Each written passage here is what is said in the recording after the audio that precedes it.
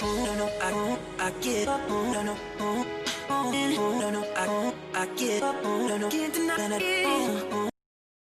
ne veux pas quitter cette terre sans manifester Jésus-Christ dans ma génération. Souviens-toi de moi. Ouvre mon intelligence. Ouvre ma compréhension. Au nom de Jésus-Christ de Nazareth. Au nom de Jésus-Christ de Nazareth. Amen. Tu vas mettre la main droite sur la tête et je vais prier. Seigneur, je te confie ce temps dans la parole. Je te confie ce temps dans la parole. Je prie que tu ouvres l'esprit, Seigneur Dieu de gloire, de chacun de nous à pouvoir comprendre ta parole. Que toute incompréhension soit ôtée. Que toute barrière qui s'oppose à la connaissance de Jésus-Christ soit ôtée. Mais je rends captif, Père, toutes les pensées seules à l'obéissance de Jésus-Christ. Donne-moi de parler avec clarté et précision, non pas par mon intelligence, mais sous la conduite de ton esprit. Ne me laisse ni me détourner ni à gauche, mais que tout ce qui sort de ma bouche soit oui et amen de ta part. Dis amen. Acclame très fort, même étant assis. Amen.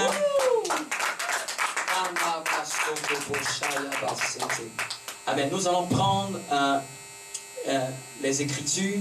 Donc je souhaite la bienvenue à toi qui es présent. Amen. Nous sommes à la fin de ce mois et nous allons, après la parole, nous allons prier pour le mois dans lequel nous entrons. Amen. Amen. Nous allons dévancer, ce mois d'avance. Amen. Nous n'allons pas attendre d'être en septembre pour prier pour septembre, mais nous allons déjà aujourd'hui parler au mois de septembre. Amen. Amen. Qui est d'accord avec ça? Amen. Amen. Et nous allons prendre notre texte au livre de Galates. Galates au chapitre 3. Amen. Galates au chapitre 3. Donc, je continue la dernière partie et la fin de ce message qui est la conscience de l'héritage des saints. Dis avec moi, la conscience de l'héritage des saints. Amen. Dis encore, la conscience de l'héritage des saints. Amen. Galates au chapitre 3, à partir du verset 29. Amen. C'est un texte que nous avons lu depuis le début de ce mois. Nous avons commencé nos cultes et je vais partir sur la base de ce verset pour aller en profondeur. Je l'avais introduit le dimanche dernier. Amen. Je lis la parole de Dieu. Amen. Que tout le monde prenne sa Bible au chapitre 3, au verset 29. Amen. Je lis la parole de Dieu. La Bible dit: et si vous êtes à Christ, vous êtes donc la postérité d'Abraham. Amen. Amen. Héritier selon la promesse. Amen. Et le mot qui ressort fortement de notre thème, toujours dans ce grand thème que j'ai intitulé « Vous êtes une nation sainte », et la particularité de ce message qui est nous rendre conscients de l'héritage des saints, il est tiré premièrement à partir de ce texte où l'apôtre Paul parle aux chrétiens. C'était des personnes qui n'étaient pas de tradition juive. C'était d'autres peuples qui avaient été touchés par l'évangile. Il leur parle et il remet les choses dans l'ordre. Amen. Parce qu'il y avait une confusion. Des personnes étaient venues leur enseigner une autre manière de croire, leur disant qu'il fallait croire en Jésus-Christ, mais pratiquer les œuvres de la loi. Amen. Donc il y a des personnes parmi eux qui n'étaient pas circoncis et on voulait les emmener à judaïser. Amen. Mais l'apôtre Paul, dans cette lettre, écrit pour recadrer les choses. Quand vous lirez au chapitre 1, au chapitre 2, il a même recadré l'apôtre Pierre, qui était apôtre avant lui, pour lui dire: n'emmène pas les chrétiens de Galates à judaïser. C'est vrai que vous êtes de tradition juive, mais eux ne sont pas de tradition juive. Et la foi en Dieu n'est pas une question de culture, c'est une question de foi en Christ. Et c'est cette foi en Christ qui rend juste. Ce n'est pas la pratique des traditions juives qui rend juste. Amen. Donc c'est ce problème dans le contexte qu'il y avait à cette période pour aider à situer tout le monde. Donc il pensait qu'il fallait faire comme les Juifs pour pouvoir hériter des promesses de Dieu. Et l'apôtre Paul est venu pour dire: non, non, non, non, non. Si vous êtes à Christ, vous êtes à Dieu. Et si vous êtes à Dieu, vous êtes descendant d'Abraham parce que vous êtes connecté à la foi en Christ. Amen. Amen. Et de cela, c'est pour cela qu'il dit, si vous êtes à Christ, vous êtes donc la postérité d'Abraham. En parlant de la postérité d'Abraham, il veut parler de la descendance. Amen. Amen. Amen. Donc il était en train de dire, ne savez-vous pas que lorsque vous êtes à Christ, vous descendez directement d'Abraham. Parce que Christ descend d'Abraham à partir de la lignée de Judas dans laquelle il a été conçu. Amen. Amen. Maintenant, vous par la foi, le fait que vous êtes connecté à Christ, cela fait qu'automatiquement vous bénéficiez de cet héritage. C'est pour ça qu'il termine en disant héritier selon la promesse. Et c'est ce que j'avais dit depuis mon premier message, que les héritiers légitimes d'Abraham, ce sont les descendants d'Abraham par Jésus-Christ. Ce ne sont pas les descendants d'Abraham dans la chair. Les descendants d'Abraham dans la chair, c'est les Juifs. Eux, ils pratiquent le judaïsme. Eux, ils ont été bénis, certes.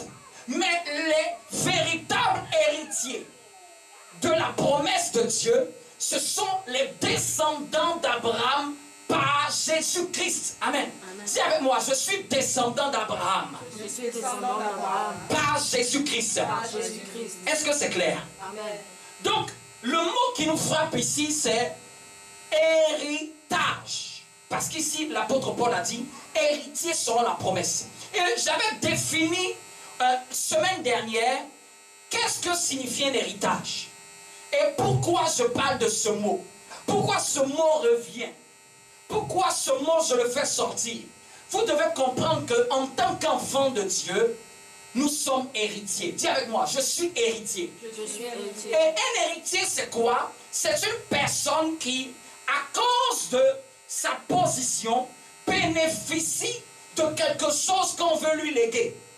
C'est un bénéficiaire d'une chose, d'un patrimoine qu'on veut lui léguer. Si on te lègue un patrimoine, une richesse matérielle, culturelle, amen, Amen. familiale, le fait de te léguer cela, toi qui détiens et qui dois par le droit de tenir cela, dans les Écritures, dans le modernisme, les hommes appelaient cela un héritier. Amen. Amen. Et lorsque nous venons dans le Seigneur Jésus-Christ, nous acceptons le Seigneur. Beaucoup de chrétiens ne savent pas qu'ils sont héritiers de Dieu. Amen. Amen. Beaucoup de gens n'ont pas cela à l'esprit. Beaucoup de personnes pensent qu'il suffit de croire en Jésus et c'est fini, la vie chrétienne s'arrête là. Dis avec moi, je suis héritier de Dieu. Je suis héritier de Dieu. Si on parle d'héritier, c'est qu'il y a un héritage. Amen. Amen. Amen. Si on parle d'héritier, c'est qu'il y a un héritage. C'est qu'il y a une sorte de richesse qui t'est destinée. C'est qu'il y a quelque chose qui porte ton nom. C'est qu'il y a quelque chose qui a été préparé d'avance. Amen. Avant même que tu ne sois né. Amen. C'est qu'il y a quelqu'un qui a travaillé et qui a pu avoir quelque chose et qui est prêt à te le transférer. En réalité, on ne paye pas un héritage. Un héritage se donne, se lègue, se transfère. Amen. Amen. Donc c'est une grâce de savoir que nous sommes héritiers. Ça peut paraître évident, mais tout le monde n'est pas héritier. Tout le monde ne bénéficie pas d'un héritage. Amen. Amen. Tout le monde ne bénéficie pas d'un héritage. Il y a des gens qui ont perdu des parents qui n'ont rien hérité. Il y a des gens qui vivent sur la terre qui n'ont aucun héritage. Et ne pas avoir d'héritage, c'est ne pas avoir des choses qui vont te faciliter la vie. Vous-même, vous êtes d'accord avec moi dans le monde. Quand un enfant est héritier de son père, mais il ne va pas avoir les mêmes difficultés que vous. Amen. Quelqu'un a travaillé pour lui donner une maison. Lui n'aura pas les mêmes problèmes pour avoir une maison. Comme certains ont des difficultés. Des gens ont travaillé pour avoir une certaine richesse. C'est comme je connais une personne. Elle a hérité de ses grands-parents. Hérité une maison. Hérité même de l'argent dans un compte bancaire. Il s'est même acheté une voiture.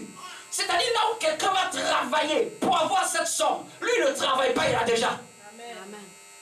Parce que quelqu'un a déjà travaillé pour lui donner l'opportunité de jouir. Donc lorsqu'on parle d'héritage, c'est quelque chose qui va te permettre d'accélérer ta vie. Amen. C'est quelque chose qui va te permettre de pouvoir gagner du temps. C'est quelque chose qui va te permettre de pouvoir jouir de certaines choses que les gens ne vont pas pouvoir avoir. C'est un privilège d'être héritier. Dis avec moi, c'est un privilège d'être héritier. C'est un privilège d'être héritier. Il faudrait que cela soit gravé dans notre esprit. C'est un privilège d'être héritier. Un enfant de Dieu, quelqu'un qui a cru en Jésus-Christ, est légalement, spirituellement héritier de Dieu. Amen. Maintenant, on va se demander, qu'est-ce qui se passe encore? On va aller en profondeur pour vous montrer que la Bible ne parle que de ça. La Bible a pu longtemps sur cette notion. Prenons le verset 1er du chapitre 4 de Galates. Le verset 1er chapitre 4 de Galates, c'est le verset qui suit après le verset 29 du chapitre 3. Amen. Gardez votre Bible sur vous et ça va nous faciliter de pouvoir avancer. Nous allons lire pas mal de versets aujourd'hui. Je lis le premier verset, chapitre 4. Amen. Or, aussi longtemps que l'héritier, vous voyez encore, une deuxième fois, l'apôtre Paul utilise le terme héritier. Il dit aussi longtemps que l'héritier est enfant, je le dis qu'il ne diffère en rien d'un esclave, quoi qu'il soit le maître de tout. Mais il est sous des tuteurs et des administrateurs jusqu'au temps marqué par le Père. Amen. Amen. Jusqu'au temps marqué par le Père. Ici, l'apôtre Paul, qu'est-ce qu'il est en train de dire? Il est en train de donner un exemple. Pour vous dire, dans la vie courante, je paraphrase pour expliquer facilement. Dans la vie courante, quand un enfant est héritier, vous constatez que l'héritier n'hérite pas tout de suite de son héritage. Un enfant peut avoir 2 ans, peut avoir 1 million dans son compte bancaire, mais vous n'allez jamais voir un banquier qui va lui donner les 1 million. Vous n'allez jamais voir quelqu'un qui va lui permettre de pouvoir retirer son argent. Amen. Pourquoi? À cause de son âge, à cause de sa croissance, à cause de son niveau de vie, parce qu'il est encore enfant immature. Il ne sait pas encore jauger les choses de la vie. Amen. Il n'a peut-être pas atteint l'âge de la maturité fixé par le gouvernement. Donc, cet argent-là, quoi qu'il soit héritier, il dit, cet enfant-là ne diffère en rien de quelqu'un qui est esclave. Quoique l'enfant est héritier. Parce que vous allez regarder la vie de l'enfant, vous allez regarder la vie d'un esclave, il n'y a pas trop de différence parce que l'enfant ne bénéficie pas encore de ce qui est à lui. On lui dit, voici, il est héritier, c'est juste sur le papier. Pourquoi? Parce qu'il est encore enfant. Et pourquoi? Parce que quelqu'un garde sa richesse. Jusqu'à quelle période? Arrivé à la période de maturité. Arrivé à la période où il va être mûr. Et l'apôtre Paul utilise le terme. C'est sous des tuteurs, des administrateurs. Ça peut être un banquier, ça peut être un parent. C'est lui qui va garder l'argent de l'enfant. C'est lui qui va maintenir encore la richesse. C'est parce que l'enfant n'a pas encore grandi. Et il dit quoi? Jusqu'au temps marqué par le Père. C'est quand le Père qui doit transférer la richesse va voir que l'enfant est prêt, il va lui permettre de pouvoir y entrer. Amen. Amen. Ce texte, certains l'ont connu. Et moi-même, je le connais d'avance. Chaque fois que j'ai utilisé ce texte, vous savez c'est dans quel contexte je l'ai pris pour exhorter? J'ai commencé à exhorter en disant, ah oui les enfants de Dieu, si tu n'es pas encore grand, si tu n'es pas encore un grand, ton héritage, bien que tu sois héritier, tu ne vas pas jouir. Mais ici, quand j'ai commencé davantage à aller en profondeur, j'ai commencé à comprendre l'esprit dans lequel l'apôtre Paul a écrit ce texte. Il a pris un exemple. Et maintenant, nous allons comprendre au verset qui suit, au verset 3, ce qu'il maintenant il veut dire à partir de cet exemple. Est-ce que quelqu'un me suit? L'apôtre Paul a posé une base. Il a pris un exemple de la vie. Et maintenant, il fait une comparaison de cet exemple avec le message qu'il veut donner. Il dit, nous aussi. C'est là que dans la méditation, tu dois te poser. Nous aussi, il veut parler de qui? Il veut parler de nous les chrétiens. Il veut parler de nous qui sommes en Christ. Nous aussi, de la même manière. Mais de quelle manière? De la même manière selon l'exemple que j'ai donné. Est-ce que ça va? Amen. Nous aussi, nous chrétiens, de la même manière. Mais de quelle manière? De la même manière comme l'exemple que j'ai donné. Lorsque nous étions enfants, nous étions sous l'esclave des rudiments du monde. Il est en train de dire, quand nous étions enfants, nous, on était dans le monde. Nous, on était dans le monde.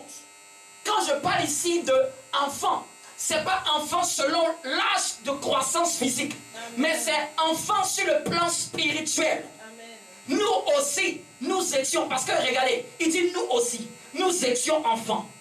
Nous étions sous l'esclavage des rudiments du monde. Donc le mot enfant ici, pour l'apôtre Paul, veut signifier que c'est enfant sur le plan spirituel. Quelqu'un qui est immature spirituellement. Et celui qui est immature spirituellement, il est contrôlé par les passions du monde. L'envie, la jalousie, la colère, la haine, le péché. C'est toutes ces choses-là qui font quoi? Qui sont les rudiments du monde. Et ça le rend esclave. Vous savez quoi? Le véritable tuteur, c'était ça. Il a pris l'exemple. Un enfant, héritier. Et cet héritier-là ne diffère rien d'un esclave. Et cet enfant-là, un tuteur, un administrateur garde son argent. Et il dit de la même manière, nous aussi, on était enfants. Nous aussi, on était esclaves. Esclaves de quoi? Esclaves du péché. Maintenant, au verset 4, il dit, mais lorsque les temps ont été accomplis, quels temps ils sont accomplis? Le temps où le père va devoir maintenant libérer l'héritage. Est-ce que quelqu'un comprend? On a dit au départ que l'enfant reste héritier, mais son héritage reste gardé par les tuteurs jusqu'au temps marqué par le père. C'était un exemple. Mais l'apôtre Paul dit, maintenant sur le plan spirituel, je vous dis où on se trouvait. Nous aussi, notre état spirituel, nous étions enfants. Et ce qui nous gardait esclaves, maintenait notre richesse, c'était le péché. Mais maintenant, au verset 4, lisons bien. Est-ce que tout le monde me suit? Est-ce que vous suivez là où je suis en train de vous envoyer? Amen. Dis Amen avec moi. Amen. Mais lorsque les temps ont été accomplis, les temps ont été accomplis, c'est-à-dire que en Christ, Dieu a accompli le temps maintenant. Dieu a rendu maintenant légal ce qui était détenu. Dieu a rendu possible ce qui était encore impossible. Regardez, mais lorsque les temps étaient accomplis, Dieu a envoyé son Fils. Pour faire quoi? Né d'une femme et né sous la loi, afin qu'il rachetât ceux qui étaient sous la loi, afin que nous reçussions l'adoption. Non, nous qui étions enfants, nous qui étions esclaves du péché, Christ est mort et Christ nous a délivrés de sorte que maintenant nous sommes devenus des enfants d'adoption à Dieu. Et regardez ce qu'il dit. Et parce que, au verset 6, et parce que vous êtes fils, Dieu a envoyé dans nos cœurs l'esprit de son Fils, lequel crie Abba, Père. Je vous pose la question, pourquoi au départ il utilise le mot enfant, et puis à partir du verset 6 il utilise fils? Il est en train de dire, quand on était dans le monde, on était des enfants sur le plan spirituel, esclaves du monde, esclaves du péché, esclaves des rudiments de ce monde. De la même manière qu'un enfant, quand il naît, il est encore esclave parce que ses richesses sont détenues. Maintenant, les temps se sont accomplis. Les temps qui sont marqués par le Père, ces temps ont été accomplis. Et Christ maintenant nous a rachetés. Maintenant, il n'utilise plus le terme enfant. Amen. Il dit maintenant, vous êtes fils. Amen. Bien aimé, en Christ, on a dépassé le niveau d'être enfant. On est fils de Dieu. C'est-à-dire, quand il met l'accent ici sur ce mot fils, il veut dire, on est maintenant légitime pour prendre l'héritage. Est-ce que quelqu'un comprend ce qu'il est en train de dire? Ce qu'il est en train de dire, tu peux lire pendant des années, ne jamais voir. Regarde pourquoi il utilise deux termes différents. Il utilise le terme enfant au départ, pour te situer que quand il parle d'enfant, il veut te parler de ta vie avant Christ. Amen. Ta vie où tu étais encore dans le monde. Ta vie où tu ne connaissais pas Dieu. Tu vivais comme tu voulais. Tu t'en foutais. Tu étais esclave des rudiments de ce monde. Mais les temps ont été accomplis où Christ a été manifesté. Et Christ a payé le prix pour que maintenant nous puissions recevoir l'adoption au Père céleste. Et là maintenant il utilise non plus enfant, mais il utilise maintenant fils. Parce Parce que c'est les fils qui prennent l'héritage. C'est les fils qui peuvent détenir ce que Dieu a réservé pour eux. L'enfant ne peut pas, mais le fils, il peut. Amen. Amen. Je ne sais pas si tu as compris quelque chose. Amen. Mais c'est très fort. Je ne sais pas qui t'a dit quelque chose. Mais en tant qu'enfant de Dieu maintenant, nous ne sommes plus des enfants. Nous sommes des fils. Amen. Mais dans quelle dimension? Pour dire, Dieu a prouvé que maintenant l'héritage peut nous être donné.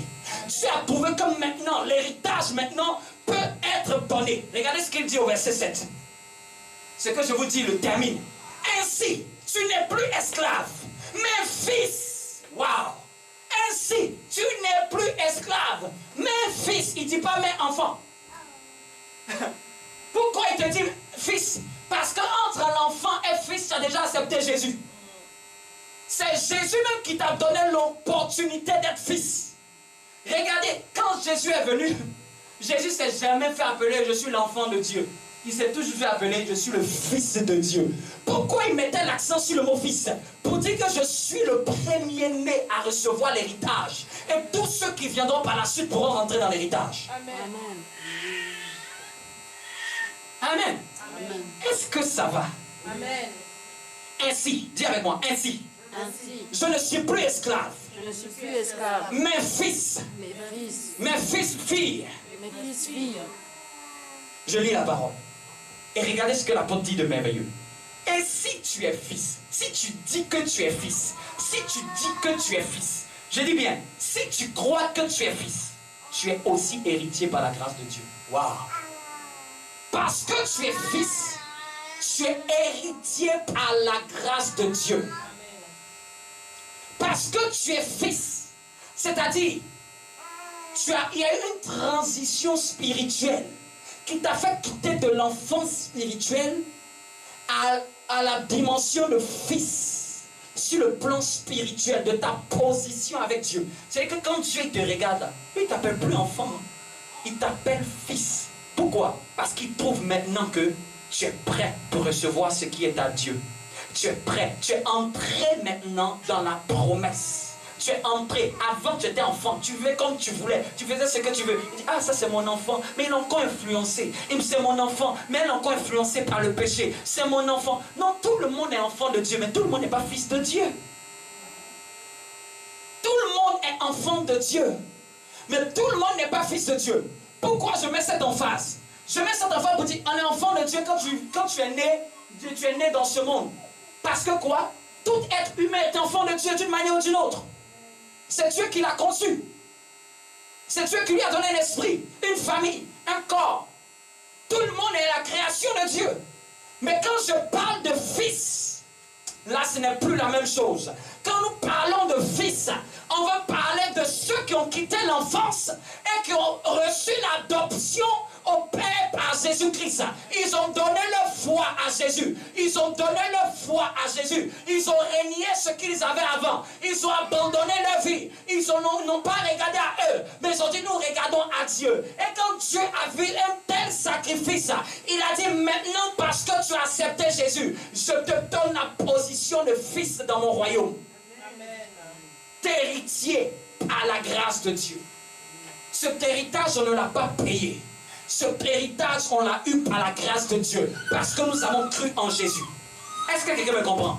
Donc quand je prenais ce texte avant, j'étais en train d'exhorter. Je me limitais à exhorter, disant non, vous les chrétiens, vous devez grandir. Si vous ne grandissez pas comme fils, vous ne pouvez pas recevoir l'héritage. J'ai commencé à comprendre que ce n'est pas dans le contexte dans lequel il est écrit. J'ai commencé à comprendre que le vrai contexte, au fait, tu es déjà fils, si tu ne le savais pas. Tu es déjà fille, si tu ne le savais pas. Dieu, quand il te parle d'enfant, il veut te parler quand tu étais dans le monde. Mais quand il te parle de fils, il veut parler de toi dans la foi en Jésus-Christ. Il veut parler de toi dans la foi par Christ. Il veut te voir comme Christ. Bien aimé, même si tu t'es converti aujourd'hui, tu es fils. Même si tu t'es converti hier, tu es fils. Même si tu as un an de conversion, tu es fils. Parce que ce fils-là n'est pas en fonction de tes années dans la foi. C'est en fonction de ta position en Jésus. Amen. C'est Jésus qui nous accorde cette opportunité. Amen. Allons-y dans Éphésiens. Donc, dans cette partie, nous comprenons encore la notion d'héritage. Dis avec moi, je suis fils de Dieu. Je suis fils de Dieu. Ah ouais, je suis fils, fille de Dieu. Je suis fils, fille de Dieu. Canabra, Éphésiens. Tout ça, c'est pour vous dire que l'héritage est très, très, très, très important. Cette notion est très importante. Amen. Je vais t'expliquer encore en quoi c'est très important. Pourquoi tu dois être pleinement rassuré. Pourquoi tu dois être encore pleinement conscient. Prenons Éphésiens, chapitre 1, au verset 11.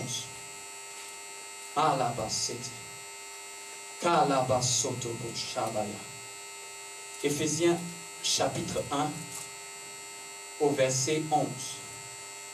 Au verset 11. Si quelqu'un a trouvé, quelqu'un peut nous faire la lecture. Peu importe, dès que tu trouves, tu peux te tenir debout et lire. En lui, nous sommes aussi devenus héritiers. Waouh! En lui, c'est-à-dire en Christ, nous sommes devenus aussi héritiers. Oui? Ayant été prédestinés, suivant la résolution de celui qui opère toutes choses d'après le conseil de sa volonté. Amen. Amen. Ici encore dans Éphésiens, le même mot ressort. En Christ. En lui, on veut parler de en Christ.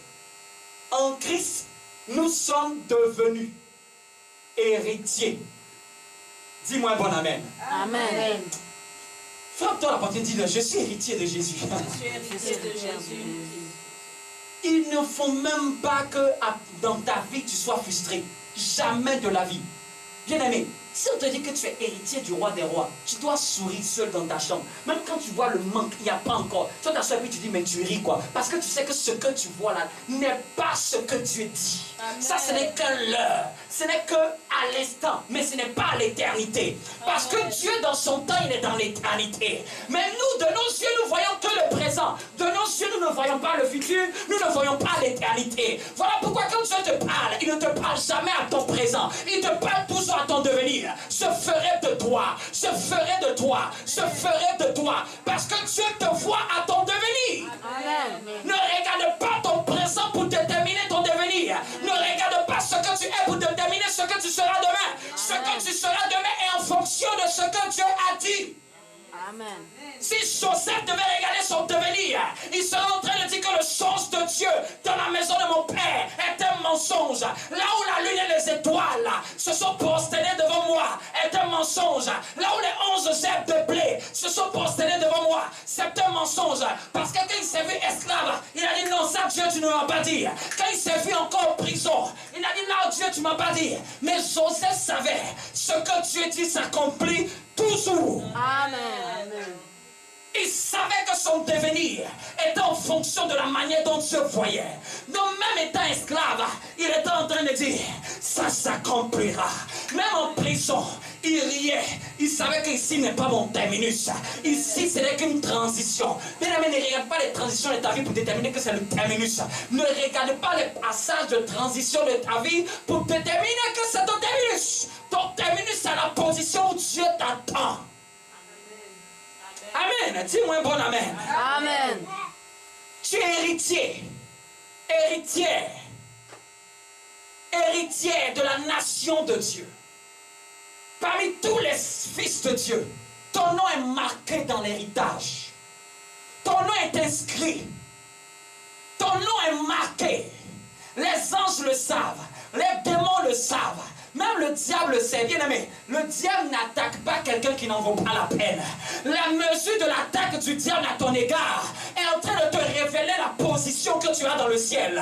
Est en train de te révéler ce que Dieu a dit de toi que tes yeux n'ont pas encore vu. Parce que tu dois te demander, qu'est-ce qu'il voit que je n'ai pas vu? Qu'est-ce qu'il voit devant moi? Qu'est-ce qu'il voit derrière moi? Qu'est-ce qu'il voit en moi que je ne vois pas? Parce que quelqu'un qui n'en vaut pas la peine, on ne l'attaque pas. Jésus n'était pas encore né, mais par son étoile, on voulait déjà encore le tuer. Parce que sa destinée était terrible. Donc souvent quand tu vois des ruses du diable, commence à dire, oh Dieu, tu es merveilleux. Parce que si le plus vaurien des vauriens, le plus sur la terre, ose m'attaquer, c'est qu'il y a quelque chose qui a déposé en moi. Tu dois commencer à dire, waouh, permets que mes yeux doivent voir. Ouvre mes yeux, de voir ce que je n'ai pas vu, de voir ce que la sorcellerie voit, de voir ce que le monde des ténèbres voit, pour qu'on puisse m'attaquer à ce point, de voir ce que les autres voient, pour qu'on puisse m'envier à ce point, pour qu'on puisse me haïr en ce point. Amen. Amen. Tu n'es pas n'importe qui.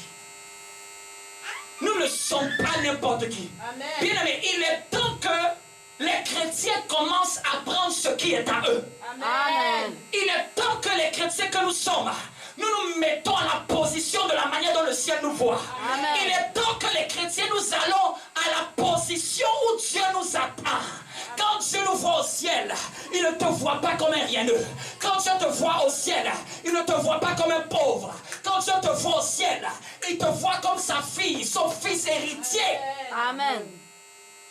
Il est rempli de gloire. Ton fils aussi est rempli de gloire. Et j'ai dit, ce n'est aucune prétention d'être héritier.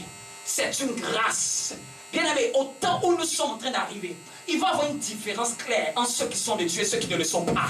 Peut-être avant, le grain de blé et le livret ont été confondus. Peut-être avant, le maître a semé une bonne semence sur la terre. Mais son ennemi a semé des livrets. Mais les anges ont voulu moissonner.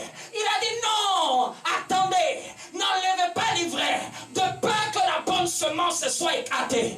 Peut-être oui, l'ennemi a semé des livrets dans ce monde, de sorte qu'on n'arrive plus à savoir qui sont de Dieu, qui sont ceux qui ne sont pas de Dieu. Mais Dieu a dit, laissez-les croître, laissez-les arriver à maturité. À maturité, il va y avoir une différence. Laissez le temps va exposer ce qui est faux. Le temps va exposer ce qui n'est pas de Dieu. Le temps va révéler ce qui est de Dieu. Amen. Et nous sommes dans cette saison où ce qui est de Dieu va tellement devenir clair qu'il n'y aura plus besoin de débattre. Il n'y aura plus besoin de débattre. Il n'y aura plus besoin de discuter. Il n'y aura plus besoin. C'est-à-dire que quand on saura que tu es chrétien, on sait déjà même ton niveau de vie. Quand on saura même que tu es chrétien, on cessera d'être ami avec toi. Quand on saura que tu es chrétien, tout le monde te demandera la prière. Même le païen te demandera la prière. Parce qu'il sait que ton Dieu peut exaucer. Tout le monde sera conscient du Dieu que tu transportes.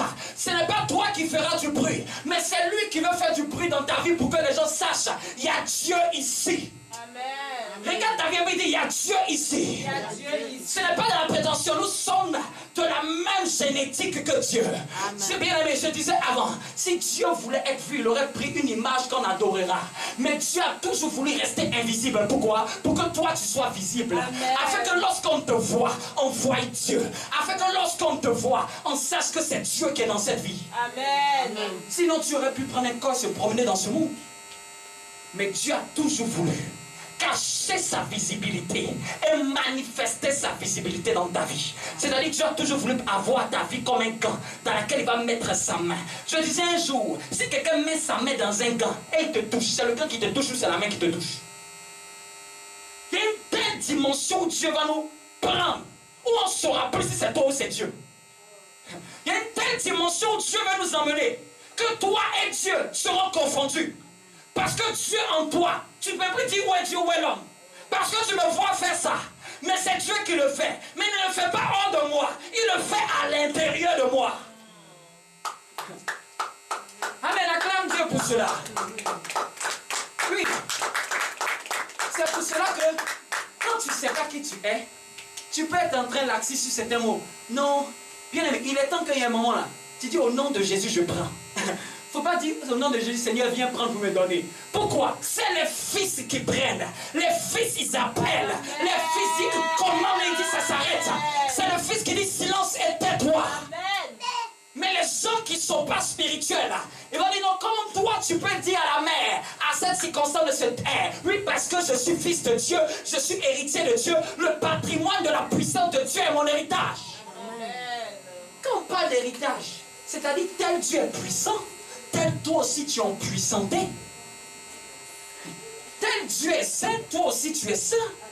Tel Dieu est pur, toi aussi tu es pur. Tel Dieu est doux, toi aussi tu es doux.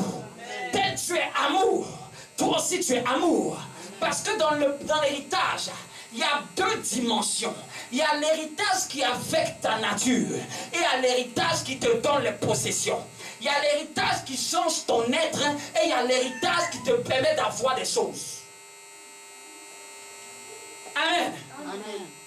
Et dans le premier volet de l'héritage qui affecte ta nature, il y a la sainteté, il y a la nature de Christ, il y a la douceur, il y a la paix. Ces choses, bien aimées, on ne force pas pour les avoir. C'est légal que ça se manifeste en nous. Ce n'est pas de la prétention, c'est en nous parce qu'on descend de Dieu. Bien aimé, quand tu mets une clé USB, tu fais le transfert, ça envoie directement. Directement. Pourquoi toi tu es connecté à Christ? C'est plus ce que est à Christ ne va pas être envoyé en toi, va pas être téléchargé en toi, va pas arriver dans ta vie. C'est une question de conscience et d'ouverture d'esprit. Le diable est un menteur. Ce n'est pas moi qui l'ai dit, c'est Jésus qui l'a dit. Un menteur. Il est le père du mensonge. Il vient nous mentir pour dire, hey, tu sais, non, hein, ça c'était Jésus, hein, ça c'est pas toi. Attends, la Bible dit que tel il est, tel nous sommes. La Bible dit qu'il n'a pas honte de nous appeler ses frères. La Bible dit qu'il est le premier-né dans plusieurs frères. Venez me dire c'est qui les autres frères. Venez me dire qui sont les autres frères de Jésus. Quand la Bible dit dans Romains chapitre 8, il nous a prédestinés afin que nous soyons semblables à l'image de son Fils. Dieu n'a aucun problème que tu ressembles à Jésus. D'ailleurs même, je prends une parole de Jésus.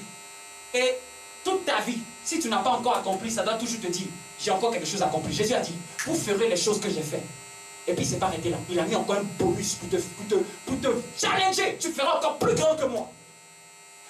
En termes d'œuvre, tu dois faire plus que moi. Moi, je n'ai pas fait orphelinat. Toi, tu feras. Moi, je n'ai pas impacté l'Afrique. Toi, tu impacteras l'Afrique. Moi, je n'ai pas impacté l'Asie. Toi, tu iras en Asie. Toi, tu iras aux États-Unis. Toi, tu iras en Australie. Lui, il est resté dans la bourgade voisine avec 12 personnes. Mais toi, tu auras des milliers. Amen. C'est ça. Les œuvres qu'il a dit qu'on va accomplir là, des plus grandes, tu feras tellement que même Jésus va dire waouh, c'est ce que j'ai dit que tu commences à accomplir. C'est ça, ne limite pas ta vie à vouloir faire seulement comme. Fais plus même encore. C'est à ça qu'il nous a destinés. Ce qui me plaît, c'est lui-même qui a dit, donc tu ne peux pas enlever. Lui-même a mis le standard. Si quelqu'un cherchait tu cherchais ta limite, c'est le standard que Jésus t'a donné. Tu feras comme lui, et puis même encore, plus grand encore. Ce que ça ne te choque point. Un père, c'est de voir ses enfants faire plus que lui. Amen. Amen. Moi j'ai mes enfants, tu penses que je veux qu'ils fassent comme moi? Non. Se limite aux études que j'ai faites. Se limite seulement à la connaissance que j'ai. Je veux qu'ils apprennent ce que je n'ai pas appris vite. Je veux qu'ils accélèrent. Mais pourquoi on entend enfant de Dieu plus? On va penser que Dieu, non, c'est que les petites choses. C'est que les petites choses. Luc, j'ai dit Éphésiens. Prenons encore un deuxième texte, Éphésiens, chapitre 1er. Ah, que ta foi soit révolutionnée en ce lieu. Amen. Je prends ce texte et je prends un dernier texte pour conclure. Mais aujourd'hui, je veux vraiment te rendre conscient de ton héritage. Donc, j'ai dit dans l'héritage, il y a deux manifestations. Il y a l'héritage qui affecte ton être, ta nature. Dieu est bon, donc tu es bon. Dieu est saint, donc tu es saint. Dieu est pur, donc tu es pur. Amen. Dieu est rempli de joie, toi aussi tu es rempli de joie. Que ça ne devienne pas une exception, c'est la normalité. C'est la norme quand tu es enfant de Dieu. Amen. C'est exceptionnel de voir un enfant de Dieu qui n'est pas dans la joie. Mais c'est normal de voir un enfant de Dieu qui est dans la joie. Est-ce que vous comprenez cela? Amen. Parce que sa nature, il a hérité. Ma fille ne fait pas d'effort pour me ressembler. Elle n'a pas prié pour me ressembler. Elle n'a jamais jeûné pour me ressembler. C'est obligatoire parce qu'elle est sortie de moi. Il y a des choses qu'elle va faire des efforts pour avoir. Ça, c'est les possessions. L'héritage qui possède les richesses. Elle va devoir travailler. Elle va devoir se concentrer, elle va devoir étudier pour posséder certaines choses qu'elle veut posséder. Mais il y a des choses, elle n'a fait aucun effort pour les avoir. Pour qu'elle ait mon teint, pour qu'elle ait mes yeux. Ça, c'est l'héritage dans ta nature. C'est-à-dire que pour que tu sois pur, tu n'as pas besoin de jeûner. Pour que tu sois saint, sainte, tu n'as pas besoin de jeûner. Tu as juste besoin de la sainteté. Tu es né avec la sainteté. C'est-à-dire quand Dieu t'a créé, il t'a mis dans la sainteté et puis t'a fait sortir. Amen. L'exception, c'est de voir le péché te coller. Ça, c'est l'exception. Sinon, la normalité, tu ressembles. Quand on te voit, tu ressembles à la gloire. Amen. Tu ne pries pas pour ça. C'est dans ta nature. Seigneur, apprends-moi à aimer. Si tu savais que aimer est déjà en toi, tu vas dire, Seigneur, que ce qui est amour en moi se manifeste maintenant. Amen. Mais quand quelqu'un n'a pas compris ça, il va comprendre que penser qu'on devrait faire des efforts pour certaines choses. Amen. Ne laissons pas le diable nous mentir. Et c'est pour ça qu'un chrétien dit, moi dans mon avant, toi tu me connais. Bien aimé, on n'est plus ce que nous étions avant. Ce qui était avant est mort dans les eaux du baptême. Est mort dans les eaux du baptême. La preuve, c'est pour ça que tu es entré dans l'eau. Pour dire, au revoir. Ça ne m'accompagne plus. Plus jamais. Tu as vu quelque chose qui entre dans l'eau, qui vit. C'est un peu pour te montrer, c'est mort dans les eaux. Que le diable ne te trompe pas. Non, tu sais, tu te connais. Je ne connais que Christ. Non, tu sais, dans ton avant, mon enfant était mort à la croix. As-tu déjà vu Christ descendre de la croix? Christ est mort et c'est pour ça qu'il était ressuscité. C'est pour ça que ton vieil homme est mort et tu étais ressuscité avec Christ. Amen. Amen. Verset 18. Et nous allons chuter. L'apôtre Paul faisait une prière.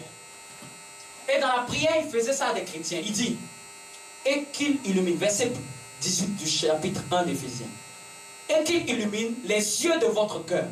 Non, il priait, que Dieu illumine les yeux de votre cœur. Afin que quoi? Pour que vous sachiez quelle est l'espérance qui s'attache à son appel. Ça c'est un. On ne parlera pas de ça aujourd'hui. Mais la partie qui m'attend, afin que vous sachiez quel est l'héritage de la gloire, quelle est quoi? La richesse, pardon, de la gloire de son héritage, qu'il réserve aux saints. Donc, il disait, mais eux, ils sont chrétiens, mais enfin, je vais prier, Seigneur, je te prie, s'il te plaît. Regarde, déjà, il prie, Seigneur, il faut prier, il faut lui donner ceci. Il dit, non, Seigneur, je t'en prie, à ces chrétiens-là, je t'en prie. Fais en sorte qu'ils connaissent la richesse de la gloire de ton héritage que tu as réservé. S'ils pouvaient connaître cela, elle n'allait pas pleurer. Si elle pouvait connaître cela, elle n'allait pas se décourager. Si elle pouvait connaître quelle est la richesse qui s'attache à son héritage. En un mot, si tu pouvais savoir ce qui t'est destiné, que Dieu ouvre tes yeux, que tu puisses voir ce dont tu bénéficies réellement. Bien aimé, c'est l'ignorance qui nous tue. Quand tu sais que ton père t'a fait un virement dans ton compte bancaire et que tu n'as même pas encore pris cet argent, tu ne peux pas être en train de dire j'ai pas d'argent. Parce que l'information que tu as change ton langage. La vérité que tu as reçue de lui, là, te disant ma fille, mon fils, je t'ai viré ta somme dans ton compte. Et puis, des chrétiens ont ça, mais comme ils ne savent pas, se mettent à pleurer. Seigneur, je n'ai pas, s'il te plaît. Dieu dit, mais Paul dit, si Dieu pouvait ouvrir tes yeux. Bien aimé, le problème, que Dieu ouvre nos yeux pour qu'on puisse voir la richesse. Lui-même a utilisé le mot richesse. Il y a une richesse de la gloire, de son héritage, mais qui est réservée pas pour les païens, pas pour les impurs, qui est réservé pour les saints, ceux qui sont saints, ceux qui sont en Christ. Ceux qui sont en Christ, c'est eux que la Bible appelle les saints. Ce n'est pas les canonisés, c'est les saints en Christ. Amen. On va prendre encore Luc chapitre 15. Une parabole que nous connaissons. Une parabole que nous connaissons. La parabole du fils prodigue. Je ne vais pas totalement la lire, mais nous la connaissons. La parabole du fils prodigue. Dans cette parabole-là, il y avait 2 fils. Mais vous savez quoi? On parle du fils prodigue, n'est-ce pas? Qui veut dire le fils dépensier. Mais laissez-moi vous dire, le fils prodigue était celui qui était conscient de l'héritage. Le fils prodigue, c'est lui qui savait que papa a quelque chose qui m'appartient. Et le fils qui est dans la maison, c'était lui qui était dans la maison, mais il n'avait jamais rien compris dans la maison de papa. Regardons ce qu'il va reprocher à son père. Aujourd'hui, je ne m'attarde pas sur le fils prodigue, parce que le fils prodigue, malgré son erreur, il s'est repenti, il est venu dans la maison, n'est-ce pas? Mais laissez-moi vous dire, concernant la conscience de l'héritage, c'était lui qui était très informé. Lui qui était très informé, qui disait, hey, je veux ma part d'héritage. Il savait que papa a quelque chose. Il savait que ce que papa a, c'est aussi pour moi. Et il pouvait le réclamer. Et son père, c'était légal qu'il le lui donne. Son père n'a pas dit, tu commets un péché en me demandant l'héritage. La Bible dit que, lisons un peu, ça vous donne un peu. Parce que souvent, il dit au verset, chapitre 15 de Luc, le plus jeune dit à son père, mon père, donne-moi la part de bien qui me doit me revenir. Et le père, vous avez vu ce que le père a commencé à dire? Impoli, bandit. Le père a dit quoi? Le partagea son bien. Le père n'a aucun problème à donner. Mais regardez ce que le fils dans la maison dit. Verset 27. 25 même. Fils aîné. Or, le fils aîné était dans les champs. Lorsqu'il revint, approcha de la maison, il entendit la musique et les danses. On fêtait pour le fils prodigue qui s'est répandu. Amen. Amen. Il appela un des serviteurs et lui dit, demanda ce que c'était. Ce serviteur lui dit, ton frère est de retour. Et parce qu'il l'a retrouvé, ton père l'a retrouvé en bonne santé, ton père a tué le veau. Regardez, le fils aîné dans la maison. Il se mit en colère. Amen. Le fils aîné se met en colère. Le fils aîné se mit en colère. Et ne voulut pas entrer. C'est-à-dire qu'il était dangereux, ce fils aîné. Non seulement il s'est mis en colère, il dit, j'entre pas dans la fête là. Hein? Dans la fête du père, pour le petit, le plus jeune. Tu dis, tu n'y entres pas. Les gens n'ont jamais vu le caractère du fils aîné. Il était dans la maison. Mais pour la réjouissance de son frère qui s'est répandu, qui est venu dans la maison du père, il s'est mis seulement en colère. 2, il dit, j'entre pas. Amen. Amen. Et son père sortit et le pria. C'est son père même qui lui a demandé, s'il te plaît. Verset 29. Mais il répondit à son père, voici, il y a tant d'années que je te sers, sans jamais avoir transgressé tes ordres. En un mot, il rappelle à Dieu, regarde, depuis que je me suis converti, je suis avec toi. Je chante, je prie, je loue, je jeûne, je m'humilie, je donne ma dîme, je te sers depuis tant d'années. Ça, c'est l'attitude de certains chrétiens. À un moment, on veut reprocher au Père que nous avons été fidèles à toi, mais nous n'avons rien. Ce caractère doit jamais sortir de nous. Malgré notre loyal service, nous ne devons jamais nous comporter comme le fils aîné. Amen. Nous ne devons jamais venir devant le Père et le remettre devant la face, remettre en cause sa manière de nous voir en fonction de notre année de service. Qu'est-ce que nous sommes en train de dire au Père? Que nous étions des gens qui devaient payer. Il était enfant, mais il ne s'était jamais vu comme quelqu'un devant être bénéficiaire. Il s'est vu comme un boy. C'est un boy qui travaille et puis qui réclame. Vous dites, ça fait 15 ans que je te sers. Un enfant, il ne compte jamais le nombre d'années dans lesquelles il était fidèle à son père. Il ne compte jamais. Il ne remet jamais ça sur la table. S'il fait ça, c'est qu'il ne s'est jamais vu comme fils. Il s'est vu toujours comme un serviteur.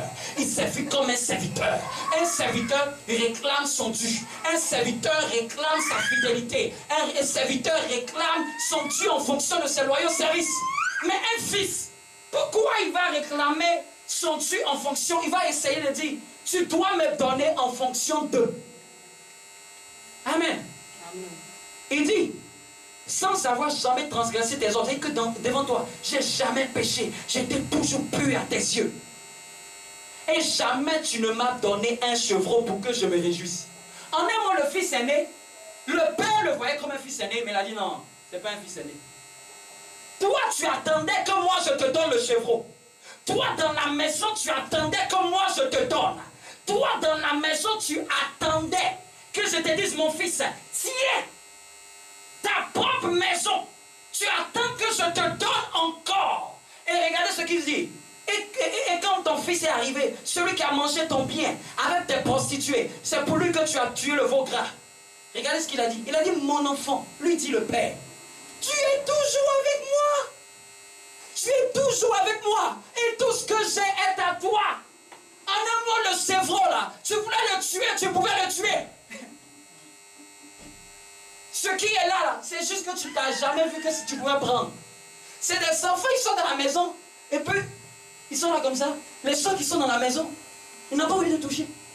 Ah, j'attends, papa, il va me donner. Bien aimé, si Dieu sait que tu es un fils aîné, mais c'est pour toi, il faut prendre.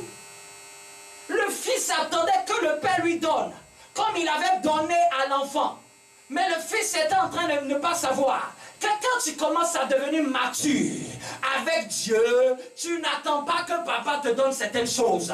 Pendant que tu es dans sa maison, ça te plaît, tu prends à la foi. Ça te frappe, tu prends à la foi. Ça te marque, tu prends à la foi. Il voulait que papa tue un chevreau. Il dit, mon fils, tout ce qui est à moi est à toi. En un mot, chevreau que tu me demandes là, il faut prendre. Pourquoi tu attendais que je te donne encore? L'autre, il était perdu. Il est retrouvé. C'est pour cela que je lui ai donné. Mais regardez bien la phrase. Tout ce qui est à toi. Mon enfant, lui dit le Père, verset 31. Tu es toujours avec moi. En un mot, toi, tu n'es jamais parti. Toi, tu es toujours là dans la maison. Tu es toujours là à l'église. Tu es toujours là, tu jeûnes. Tu pries, tu es toujours là avec moi. Bien aimé, c'est aussi un message pour dire, tous ceux qui sont fidèles à Dieu, tout ce qui est à Dieu est à eux. Toi qui es fidèle à Dieu, toi qui marches avec Dieu, qui est loyal, qui ne désobéit pas à ses ordres, Dieu est en train de te dire prophétiquement, tout ce qui est à lui est à toi. C'est ceux qui ne sont partis, qui ne savent pas que c'était à eux. Eux, ils voyaient les biens, mais ils ne voyaient pas que Dieu avait réservé quelque chose de plus grand. Amen. Lui, il a pris le peu de ce qu'il avait à dépenser. Mais le fidèle, n'ayant pas le mauvais comportement du fils aîné, mais ayant la sagesse de comprendre ce que le Père dit. Mon fils, tout ce qui est à toi est à moi. Avec moi, tout ce que j'ai est à toi. Dis avec moi, Seigneur, Seigneur, parce que je suis ton fils et ta fille aînée, parce que je suis ton fils et ta fille aînée, tout ce qui est à toi tout ce qui est à toi est à moi. est à moi. Et je le sais, Et je le sais. j'en suis sûr, J'en suis sûr. j'en suis convaincu. J'en suis convaincu. J'ai même pas besoin de stresser pour ça. J'ai même pas besoin de stresser pour ça. J'ai même pas besoin de stresser. J'ai même pas besoin de stresser. Amen. Amen. Dans ce contexte-là, pourquoi Jésus a donné cette parabole? Ici, il voulait parler des juifs et des chrétiens. Amen. Les fils aînés, dans le sens prophétique, c'est les juifs. Et nous, c'est nous qui sommes partis, qui sommes revenus. Mais ici, ce que je veux attirer votre attention, c'est tout ce qui est à Dieu est à toi. C'est pas moi qui le dis, c'est le Père qui a dit. Amen. Pour que tu comprennes que l'héritage, Dieu dit que c'est pour toi. Quand tu es mature, tu possèdes certaines choses par la foi. Tu les prends par la foi. Tu les appelles par la foi. Tu les appelles par la foi. Bien aimé, regarde ta vie, regarde même les années à venir. Ce que tu veux emmener dans ta vie, il ne faut jamais être découragé. Ce que tu veux emmener dans ta vie, regarde là et puis commence à dire, je prends au nom de Jésus. Amen. Je l'appelle. Utilise des verbes dans ta prière qui font que tu n'es pas en train de quémander. Tu es en train de récupérer ce qui est à toi. Bien aimé, ta manière de prier peut être révélateur de ce que tu es conscient ou pas. Quelqu'un est en train de dire, Seigneur, s'il te plaît, donne-moi, donne-moi, donne-moi, donne-moi. Quelqu'un qui vient, lui, te dépasse, lui dit, je prends au nom de Jésus. L'autre va dire, tu es audacieux. Ah, c'est toi qui es en train de penser que tu es un serviteur. Je suis un enfant. C'est quelqu'un qui arrive nouvellement dans une maison, qui demande, s'il te plaît, est-ce que je peux avoir de l'eau à boire? Mais l'enfant de la maison, quand il a soif, il prend son verre, il va ouvrir le robinet, il boit. Amen. Je suis en train de dire quoi? Quand tu es conscient que tu es dans la maison de Dieu, ta manière de prier change. Quand tu es conscient que tu es héritier, héritière, ta manière d'aborder certains sujets de prière change. Amen. Tu les appelles à existence. Amen. Amen. Je vais m'arrêter là aujourd'hui pour ce message. Qui a été béni? Acclame le Seigneur pour cela. Amen. Je voulais te rendre conscient et consciente que tu es héritier légitime. Amen. Amen. Et que ce qui est à Dieu est à toi. Amen. Tout ce qui est à Dieu. Peut-être tu peux partir avec un mot, mais pas, tu peux partir avec la phrase du Père. Mon fils, tout ce qui est à moi est à toi. Même quand tu pries, rappelle-toi de cette phrase. Tout ce qui est à Dieu est à moi. Donc quand tu n'as pas quelque chose et que tu sais que ton Père a, qu'est-ce que tu as à faire? C'est de prendre cela par la foi dans la prière. Et quand tu pries, ne te dis pas que non, j'ai besoin de sentir. Tu n'as pas besoin de sentir. C'est la foi. C'est tout. Crois, c'est tout. Bien aimé, qu'il soit fait selon ta foi. Qu'est-ce que tu crois aujourd'hui? Qu'est-ce que tu crois posséder? Il ne faut pas avoir la foi dans un domaine et ne pas avoir la foi dans l'autre.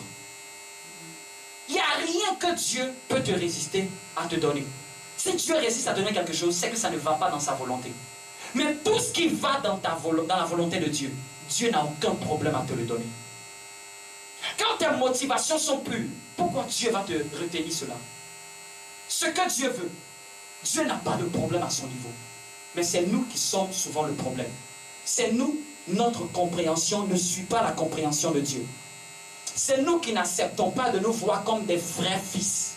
C'est nous, dans notre langage, on a l'impression que nous devons quémander. Non, je ne quémande pas chez Dieu. Je suis fils. Quand quelque chose se met sur ma route, je dis, tu dégages au nom de Jésus. Pourquoi je vais faire comme si, maintenant quand je veux quelque chose, je ne peux pas dire, j'appelle cela au nom de Jésus.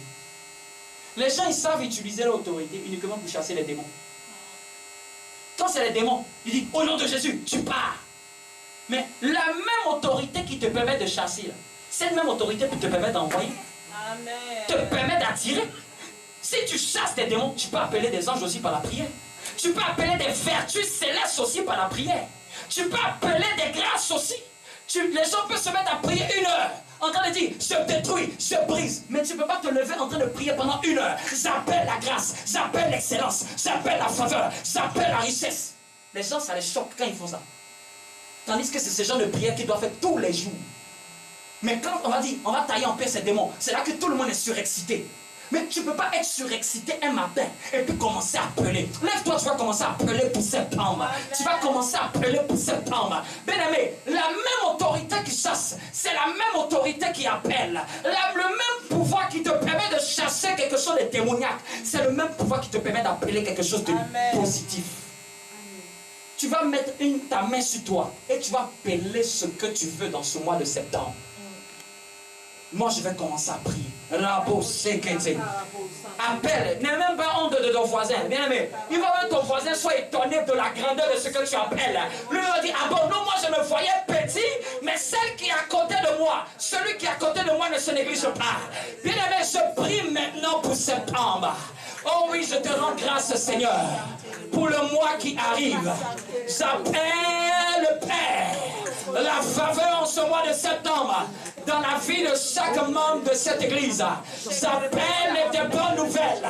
J'appelle de bonnes nouvelles. J'appelle de bonnes nouvelles.